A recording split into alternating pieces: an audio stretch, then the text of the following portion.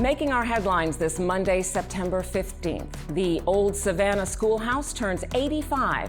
The National Museum celebrates Roots and Remedies.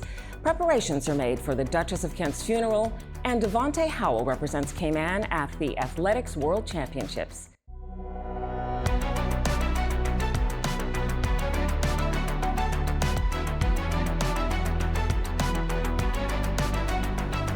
Good evening and welcome to CIGtv News, the official source for the latest and most accurate government information. I'm April Cummings. The National Trust held a gathering to celebrate the 85th anniversary of the old Savannah Schoolhouse. The building first came to prominence on the 12th of September 1940, with the Cayman community coming together this weekend to mark the latest anniversary. The structure still remains on its original ironwood posts and is the only one-room schoolhouse on the island. Savannah Schoolhouse was built by the community to give the children of the community an opportunity to get an education. And those very students that were educated in that building wanted it preserved and made sure that it was given to the National Trust 30 years ago for conservation.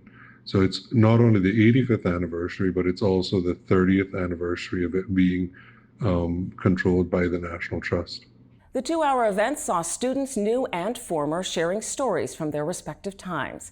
A special musical performance by two members of Joanna Clark's primary school then capped off the festivities. It's really important because it's the last standing one-room schoolhouse in the Cayman Islands.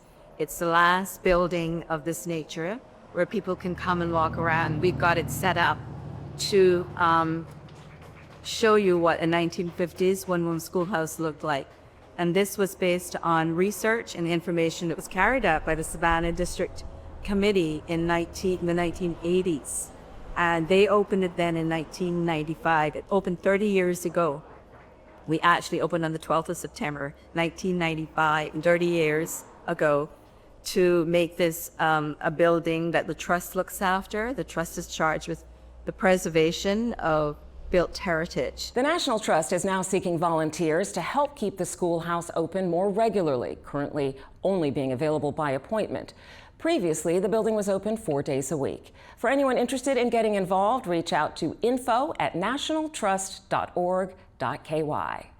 There were a lot of opportunities to celebrate in Cayman over the weekend, with the National Museum hosting an event surrounding Cayman heritage and holistic living. Titled Roots and Remedies, Traditional and Wellness Market, the event explored the intersection of traditional knowledge, plant-based healing, and modern wellness practices. Taking place on the waterfront, vendors were on hand offering organic foods and juices, as well as bush medicine, artisanal crafts, sound therapy, massage sessions, and many more local options.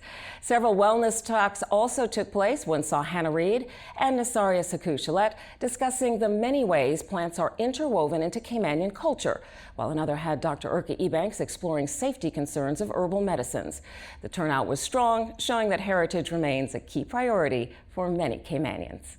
On a somber note, following her passing on the 5th of September, the funeral for Her Royal Highness the Duchess of Kent will take place on Tuesday, the 16th of September at Westminster Cathedral in London. Both the Union Jack and the Cayman Islands national flag will be flown half-mast at all government buildings until sundown as a mark of respect. Now for today's sports news. 100-meter sprinter Howell represented the Cayman Islands at the World Athletics Championships in Tokyo this weekend. Running in heat 6 of 7, Howell clocked in with a time of 10.33 seconds, placing 5th. This sadly meant Howell missed out on progressing to the next round with only the top 3 going through. The winner of the heat was Israel Okan of Nigeria with a time of 10.04 seconds. Jamaica's Oblique Seville went on to take gold in the men's final with a blistering time of 9.77 seconds. Meanwhile, Melissa Jefferson Wooden of the U.S. grabbed gold for the women at an equally impressive 10.61 seconds. Time now for our weather forecast. Isolated thunder showers are being seen across the region as an upper-level trough over the Yucatan Peninsula is driving this activity. Tonight, we can expect partly cloudy skies with a 30% chance of showers and the possibility of thunder. Overnight lows will drop to around 80 degrees. Winds east to northeast at 10 to 15 knots with slight seas and wave heights of 1 to 3 feet. Tomorrow, we can expect to see partly cloudy skies. There's a 40% chance of showers and thunderstorms, with some showers potentially becoming locally heavy.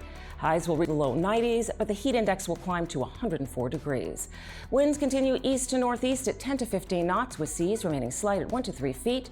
Starting Tuesday night, we are tracking increased chances of showers and the possibility of thunder as a tropical wave moves into our area.